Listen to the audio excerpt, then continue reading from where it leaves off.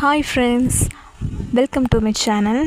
இன்றைக்கி நம்ம என்ன வீடியோ பார்க்க போகிறோன்னா, சவுத் இண்டியன் ஆக்ட்ரஸான சமந்தாவோட லைஃப் ஹிஸ்ட்ரி அண்டு அவங்க இப்போ ரீசெண்டாக ப்ரெக்னென்ட் ஆகிருக்காங்க. அந்த விஷயத்தையும் இந்த வீடியோவில் தெளிவாக பார்ப்போம். வாங்க பார்க்கலாம். சமந்தா 1987 ஏப்ரல் 28 பிறந்திருக்காங்க. இவங்க தமிழ் பொண்ணு தான்.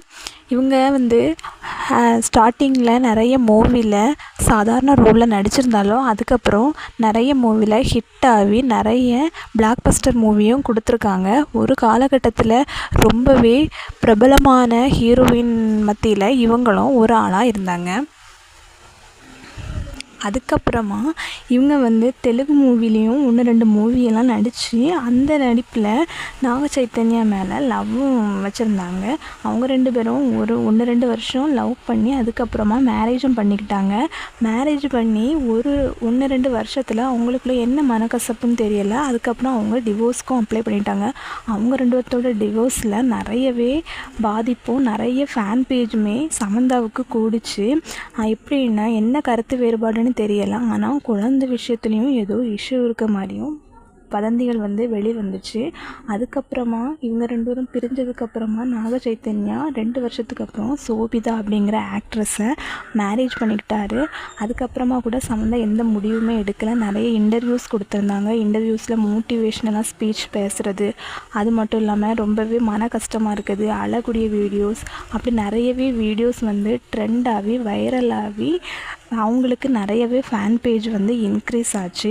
அதுக்கப்புறமா ரீசெண்டாக 1 இயருக்கு முன்னாடி தான் சமந்தா ரூத் பிரபு அப்படிங்கிறவரை மேரேஜ் பண்ணிட்டாங்க. அவங்க ஒரு டைரக்டர். இவங்க 2 பேர்த்துக்கு இடையிலையுமே 8 வருஷம் ஏஜ் டிஃப்ரென்ஸ் வேறு உண்டு. அதெல்லாம் மீன் பண்ணாமல் லவ் தான் பெஸ்ட் அப்படிங்கிற மாதிரி இவங்க 2 பேருமே மேரேஜ் பண்ணிக்கிட்டாங்க. அதுக்கப்புறத்துலேருந்தே சமந்தாவோட வாழ்க்கை ரொம்பவே மாறிச்சு. அதுக்கப்புறமா ஒரு மூவி வேறு நடிச்சிருந்தாங்க. அந்த மூவி நேம் என்னென்னா மா இந்தி பங்காரம். இந்த மூவி செம ஹிட்டு. 100 கோடி ரூபாய் கூட வசூல் பண்ணக்கூடிய அளவுக்கு செம ஹிட்டான மூவி. இந்த ஜாக்பாட் அடித்தது மட்டும் இல்லாமல் சமந்தாவுக்கு இப்போ ரீசெண்டாக அவங்க ப்ரெக்னெண்ட்டாக வேறு இருக்கதை நிறைய இன்டர்வியூஸில் அனௌன்ஸும் பண்ணியிருக்காங்க.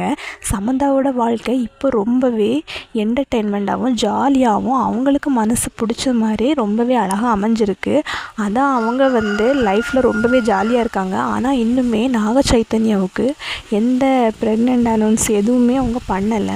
ஆனால் சமந்தா முன்னமே ரொம்பவே கஷ்டப்பட்டாங்க டிவோர்ஸ்க்கு அப்புறமா. ஆனால் அவங்களோட லைஃப் இப்போ ரொம்பவே சேஞ்ச் ஆகிருக்கு.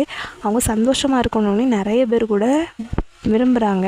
அவங்களோட லைஃப் எப்போவுமே சந்தோஷமாக இருக்கணும். அதே மாதிரி நாக சைத்தன்யாவும் சந்தோஷமாக இருக்கணும்.